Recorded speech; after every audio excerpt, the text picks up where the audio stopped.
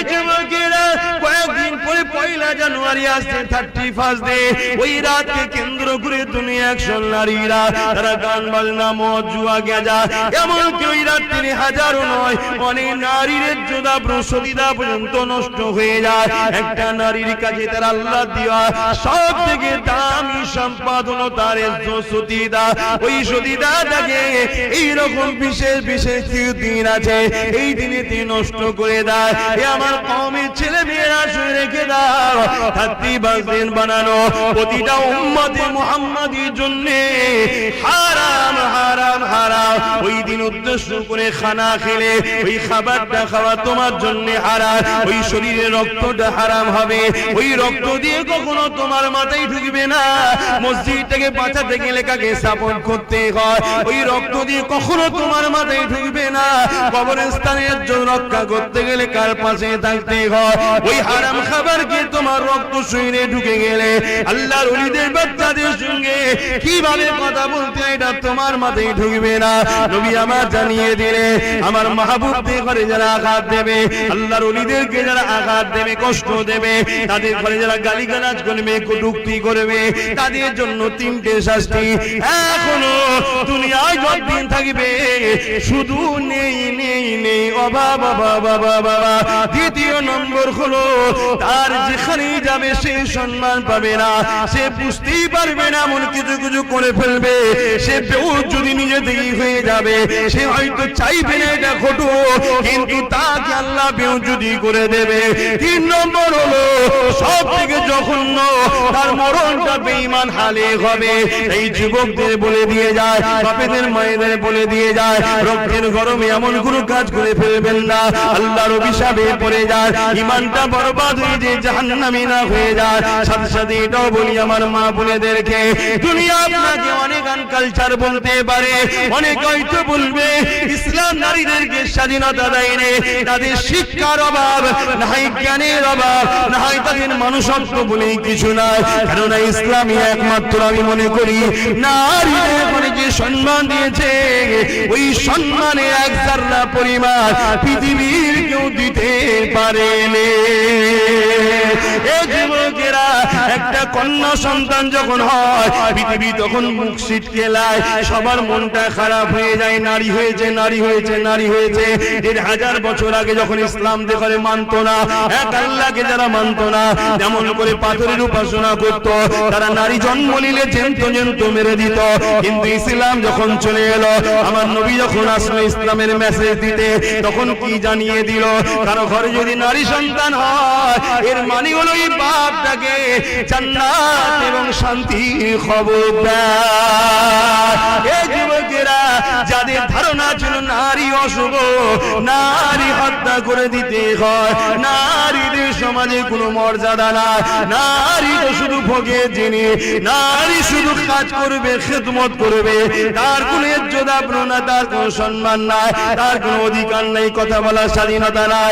কিন্তু ইসলাম জানিয়ে দিল নারী আর পুরুষ তোমরা একে অপরের সমান, পুরুষের জামা হলো নারী, নারীর জামা হলো পুরুষ।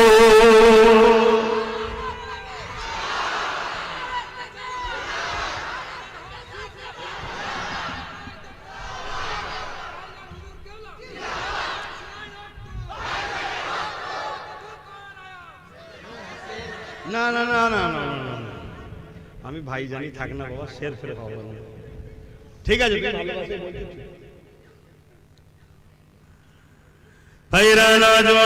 আবার আলোচনার দিকে ফিরে যায়, আমার মা বোনেদের উদ্দেশ্য করে বলতে লেগেছি, আমার নূরপুর এলাকার আম্মা জানেরা, আমার নূরপুর এলাকার বোনেরা এবং দূরে সোশ্যাল মিডিয়ায় যে সকল মা বোন শুনছেন বা পরে শুনবে, সমস্ত আম্মা বোনেদেরকে বলে যায় দুনিয়ার লোভ লালসায় পড়ে যেও না গো। অনেকে অনেক কিছুই বলবে, আমার স্বামী মোবাইলটা কিনে দিয়েছে, তোর স্বামী তোকে দেয়নি কেন রা? বুঝতে পারছেন না? 12টা বাজাতে এসছে, কি গো সমাজে হয় না? হয় না? পুরো হুজুর সব জানে, কিছু কিছু জিনিস আছে না জানতে হয়, না জানলেও অসুবিধা আছে। নাই সে ট্রিটমেন্টটা করবো কি করে? কি ডাক্তার যদি রোগ না বোঝে তো ওষুধ দেবে কি করে?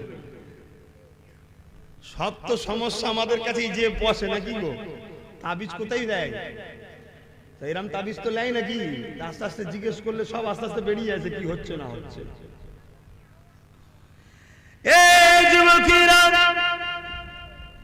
এবার আম্মা জানেরা বোনেরা শুয়ে রেখে দেন, আল্লাহ জাহান্নামটা বড় কঠিন।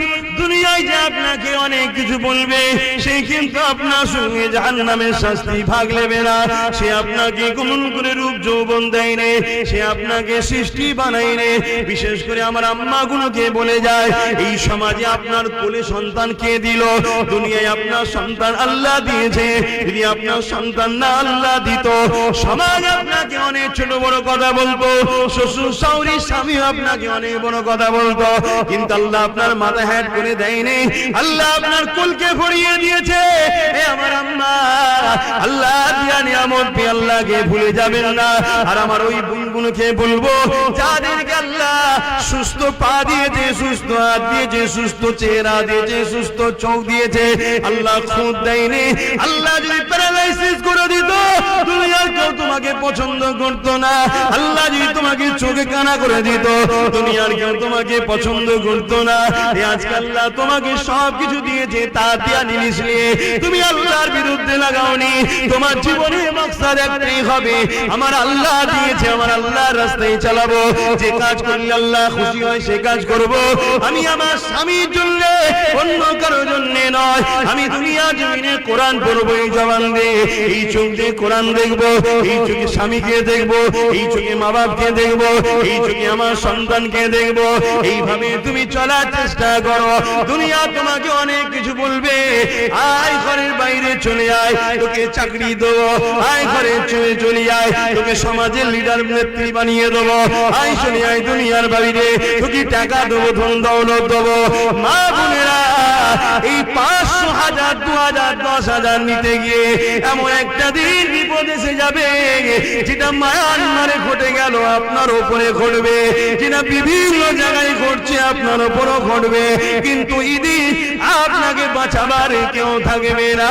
কিন্তু আপনি যদি দুনিয়ার জমিনে আম্মা জান হযরত হাজেরা থেকে শিক্ষা নিয়ে যান, তাহলে দুনিয়ার কোন শক্তি আপনাকে কখনো বিচ্যুতি করতে পারবে না।